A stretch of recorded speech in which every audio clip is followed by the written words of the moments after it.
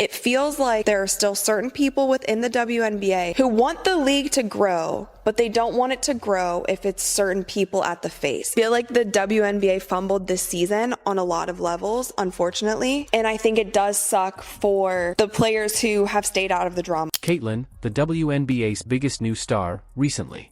Before we continue on, I would like to ask you a tiny favor. If you enjoy this content, please take a moment to like this video. Some people are really delighted that Clark's season is over, but the real question is this a problem with Clark or a wake-up call for the entire league? Additionally, over 98% of you watch the videos without subscribing, which is free of charge but has a significant impact on us. Did you click the subscribe button? If so, great, thank you very much. Let's go back to the video and discuss Clark's impact this season. She had over 1.8 million viewers for her playoff games, which is insane when compared to the typical 400,000 viewers for games. Arenas were packed everywhere she went, and it seemed like she brought a whole new energy to the league. Caitlin Clark and the Indiana Fever had over 1.8 million viewers. This is now on an NFL Sunday. They had over 1.8 million viewers. The problem is that some people are relieved that she's gone. Is Clark the real problem, or is there something more serious going on in the WNBA? This isn't just about one player anymore, it's about the future of women's basketball, and what happens next could completely alter the course of events. Added them up together, they still wouldn't add up to 1.84 million. The numbers don't lie here. It is not just a delusional fan base who... Are you ready to find out the real story? Remember when everyone was hyped for Clark to join the WNBA? Well, things got messy real quick. The excitement turned sour, and now we're left wondering what the heck happened. Let's rewind a bit. Caitlin Clark was on top of the world coming out of college. She was breaking records left and right, and fans couldn't wait to see her tear it up in the pros when she got drafted by the Indiana Fever. It was like Christmas came early for WNBA fans. Everyone thought she'd be the league's new golden girl, but man, did things take a wild turn as soon as Clark stepped onto that WNBA court. It was like someone flipped a switch. The love fest from college gone, in its place a whole lot of drama. Now you're probably thinking, what could Caitlin possibly have done to tick people off so fast? Here's the crazy part, it wasn't even about her play on the court. Clark was balling out just like everyone expected, but off the court, that's where things got ugly. Alyssa Thomas, a veteran WNBA player, dropped a bombshell that'll make your jaw, she said, hit the floor, and honestly, I think in my 11 years of playing, I've never encountered the kind of racist remarks I do from the Indiana Fever fan base. It's wrong.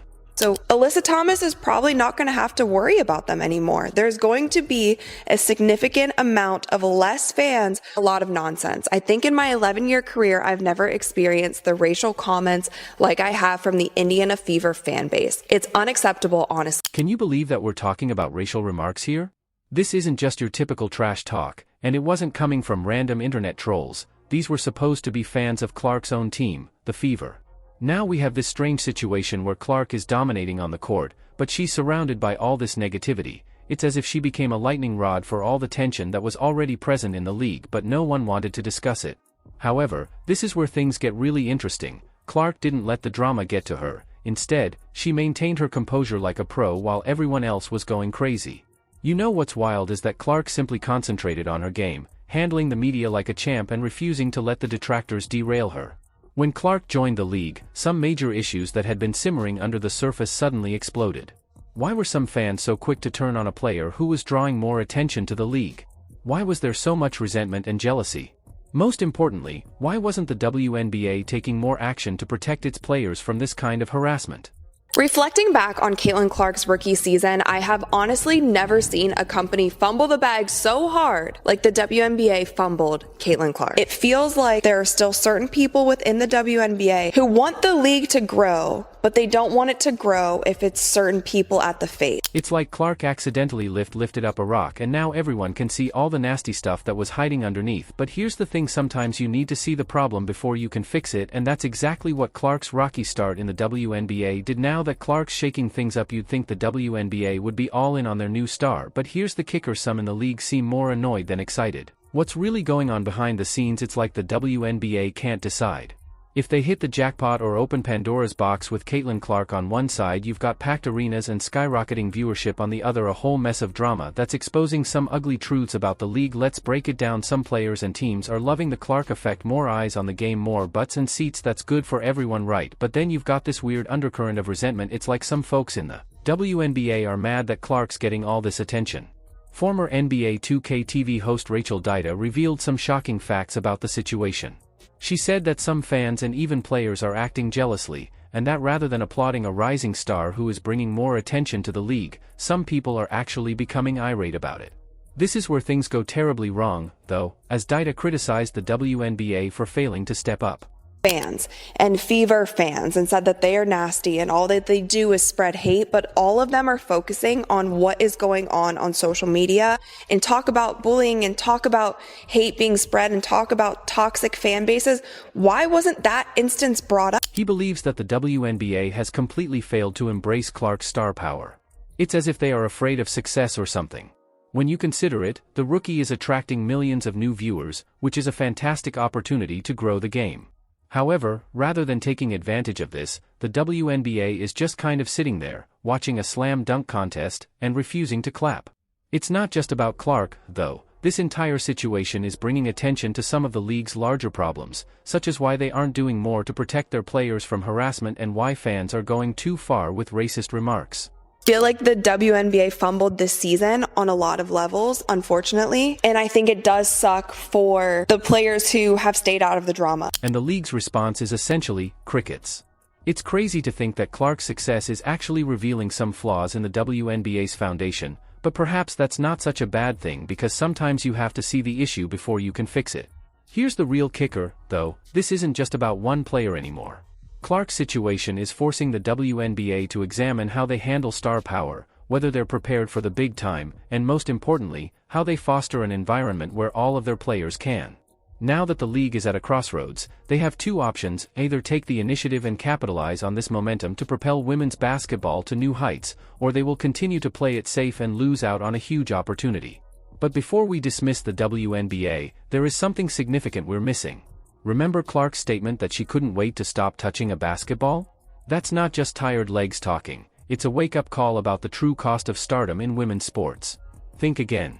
Superstars are all glitz and glitter. Let's speak about what's actually happening behind those highlight reels.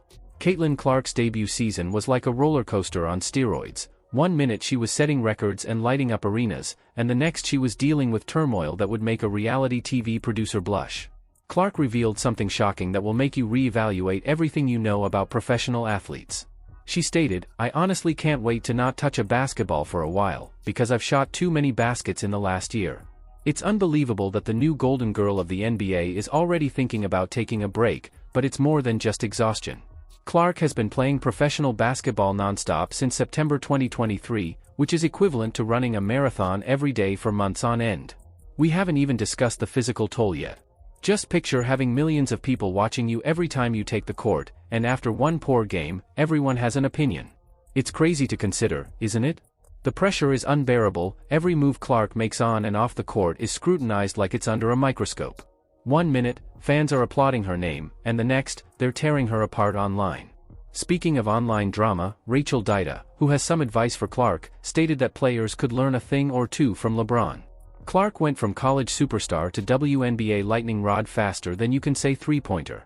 James, you know, the guy who's been dealing with haters since he was in high school. Dida thinks these young stars should take a page out of LeBron's playbook and just ignore the trolls. Easier said than done, right? But here's where it gets real. All this pressure, all this scrutiny, it's not just about basketball anymore. We're talking about mental health. People, young athletes like Clark, are dealing with stress levels that would make most of us crack, and for what a chance to play the game they love.